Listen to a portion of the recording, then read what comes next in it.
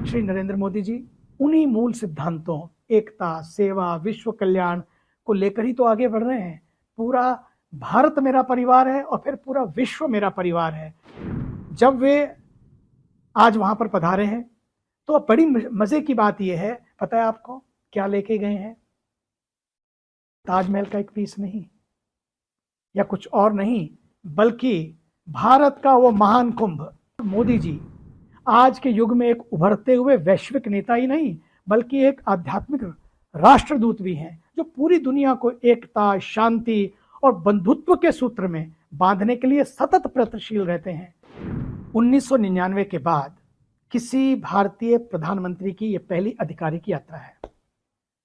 सन 2000 में, मुझे याद है अगस्त का महीना था, सन 2000, और उस समय वहां पर वर्ल्ड हिंदू कॉन्फ्रेंस हुई थी। उसमें मुझे भी जाने का अवसर मिला था और उस समय अपने मुख्य भाषण में मोदी जी ने एक बड़ी प्यारी बात कही थी, आत्मानम मोक्षार्थम जगत हिताय च, ये थीम थी। और उसके सिद्धांत को केंद्र में रखते हुए समाज के उत्थान को व्यक्तिगत स्वार्थ से ऊपर रखने का उन्होंने आह्वान किया था कि life is not what for me, life is what through me. और उसी का वो मॉडल है, एग्जाम्पल है।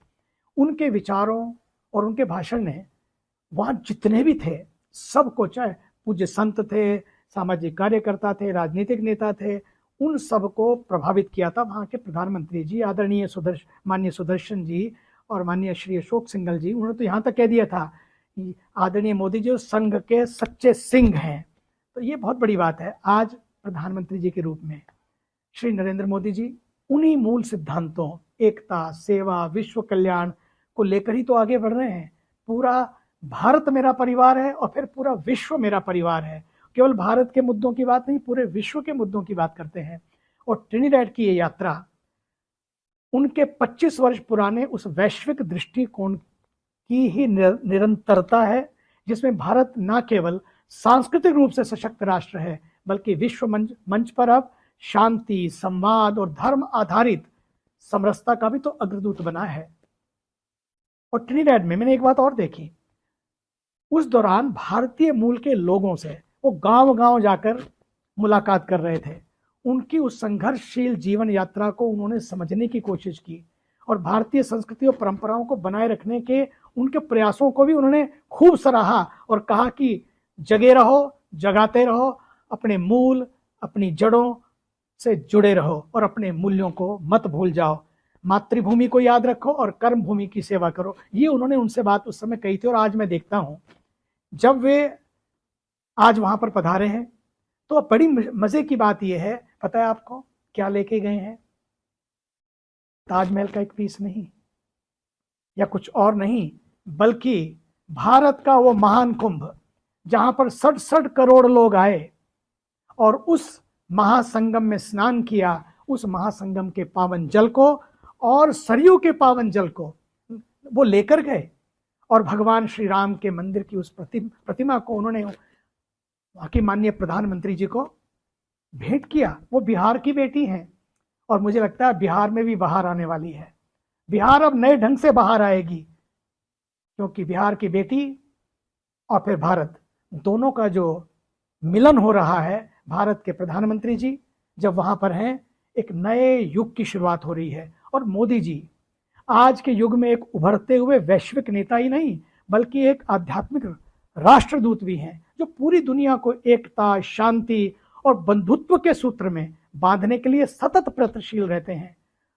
और उन्होंने, और इसलिए मुझे लगता है कि 2000 में जब वहां थे तो वो भारतीयों से मिल रहे थे, लेकिन आज सारे भारतीय उनके लिए कतार में खड़े हैं, आंखें बिछाए हैं, आंखों की पलकें बिछाए हैं। और मजे की बात तो ये है कि जब वे उनसे मिल रहे हैं उनकी आंखें गीली हैं, नम है। और तो और ट्रिनिडैड में भी, टोबैगो में आज वहां पर स्कूलों में, ऑफिस कार्यालयों में छुट्टी हो गई, सब लोग मिलने को आतुर हैं। पूरा देश आज उनके लिए खड़ा है। क्यों आखिर? क्योंकि वो सबके लिए हैं, भारत के लिए।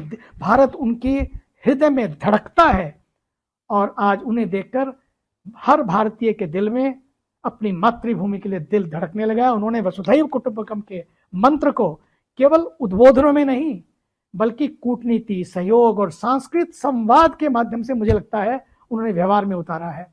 चाहे अंतर्राष्ट्रीय योग दिवस की शुरुआत हो या वैश्विक मंचों पर भारत की सांस्कृतिक पहचान, उसको उन्होंने मजबूती से रखा। मोदी जी ने भारतीय सभ्यता के मूल्यों को विश्व पटल पर स्थापित किया है। वे ना केवल भारत का गौरव बढ़ा रहे हैं बल्कि संस्कृतियों के पारस्परिक सम्मान और संवाद को भी प्रोत्साहित करते हैं। जहां जाते हैं कुछ नया होता है, कुछ नया चुनते हैं, कुछ नया बुनते हैं। जो नया चुने, जो नया बुने, सबकी सुने, उसी का नाम है श्री नरेंद्र मोदी जी। उनकी सोच सीमाओं से परे है और उनका दृष्टिकोण मानवता के समग्र पर केंद्रित है। मुझे जो लगता है, जितना मैंने उनको करीब से देखा है, वे इस युग के ऐसे नायक हैं जो राजनीति की सेवा और नेतृत्व को समर्पण का माध्यम बना चुके हैं। Life is not what for me, life is what for the nation. दो तरीके हैं, what for me and what through me. यही तो तरीका है। जब आप व्हाट थ्रू मी कर देते हैं, बात बन जाती है और आज यही हो रहा है। इसलिए पूरा विश्व उनका सम्मान कर रहा है।